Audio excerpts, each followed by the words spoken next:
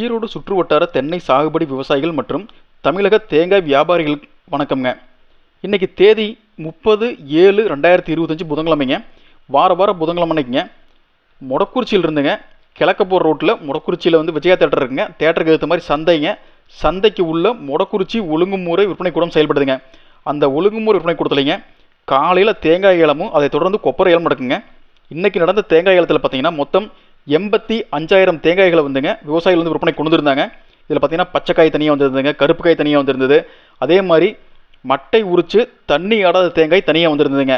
எல்லா காய் தரத்துக்கு ஏற்ற மாதிரிங்க. இதில் கருப்பு கசங்கல் மொட்டைக்காய் பார்த்தீங்கன்னா 1 கிலோ குறைந்தபட்சமாக ₹63.89 இருந்துங்க.